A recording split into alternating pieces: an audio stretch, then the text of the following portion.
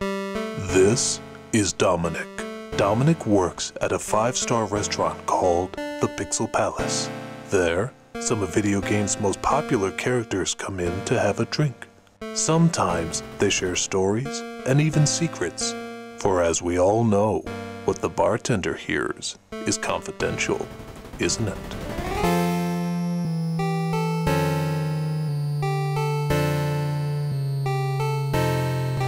So I'm sitting there, tending bar, when in walks someone that's pretty hard not to recognize, Earthworm Jim.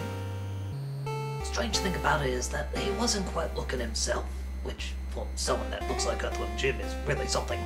But I sort of looked him over and I noticed he wasn't wearing his usual suit. Well, actually, he was wearing the muscle suit, but he was wearing a normal suit over it. You know, like a suit you wear to go to work. Suit, coat, tie, the whole thing. And he had this look of extreme sadness on his face. And I'll make him a drink, I'll say, "Oi, Jim, why the long face? And lack of nose?" And he said, "Well, it has to do with the release of the new Earthworm Jim game." And I said, "There isn't a new Earthworm Jim game," and he says, "Exactly.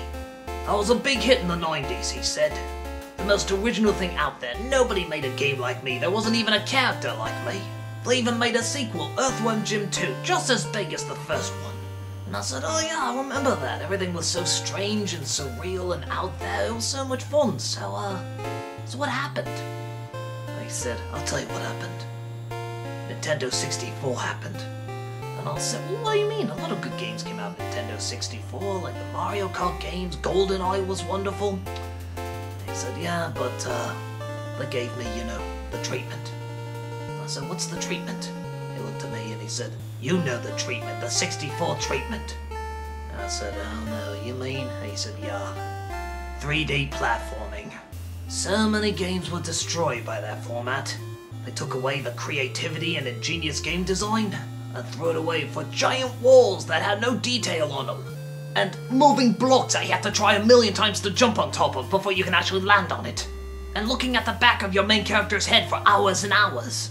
And I said, "Well, that's a shame, but, there were some good 3D platform games. Tomb Raider was fantastic, and again, GoldenEye." And he says, "Yeah, how about all the creativity? How about all the cool characters? How about the fact that Earthworm Jim was always a side-scrolling game, and always meant to be a side-scrolling game?" And I said, "Well, they didn't have any creativity in that game?" And he said, "Why would they need creativity? You have giant bland walls you can look at, or blocks you can walk on top of."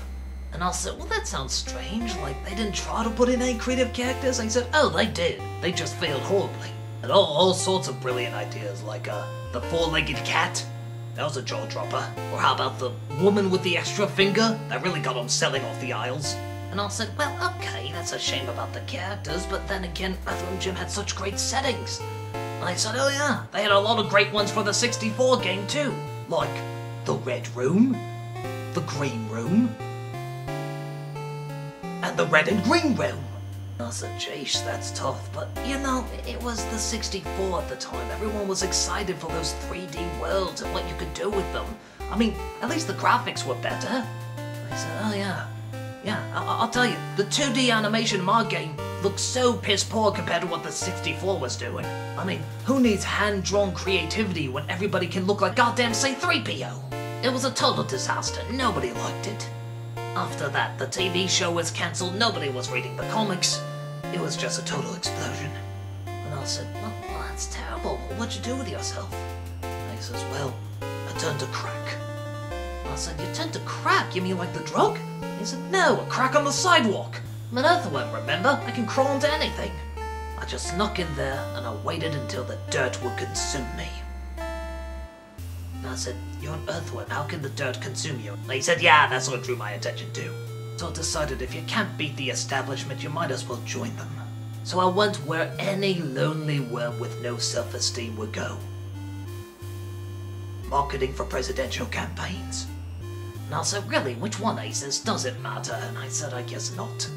And I looked at him and I said, "So, no more the goofiness, no more the zaniness, no more the over-top stuff that doesn't make any sense?" He says, "I'm in politics, I get nothing but that now." "But I know what you mean. No more the surreal humor that used to make me so enjoyable." And I said, "Well, cheers to you, man. You had a good run." Suddenly his cell phone rang and he picked it up. I couldn't quite make it out, but I guess the person was asking if the presidential candidate, whoever it was, should wear a tie that was covered in eyeballs. And Jim just gave a good look at his phone. Seeing how his phone, it didn't really matter if he was looking at it or not, but nevertheless, gave the phone a good look and said, "Who's in charge of marketing around here? You tell him to wear the eyeball tie as well as the tongue hat. I've never been wrong before." Guy seemed to agree and hung up the phone. Jim looked at me, gave me a little wink, and he walked out the door. As long as you can make life just a little bit surreal, things seem to work out in the end. Except for Jim, he got fired. I mean, eyeball tie and a tongue hat, that was just insane. Like, you know what? Maybe that was his plan the whole time. Instead of like before, where he comes in crazy and then has to merge with the rational world, maybe he can take the rational world and add just a little bit of craziness. Just to make the world a little bit more surreal. And anyway, Mitt Romney's campaign couldn't get any worse. Oh, you see a lot of strange things as a bartender. You see a lot of strange things at the Pixel Palace.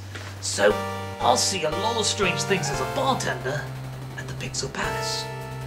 And that ain't no lie.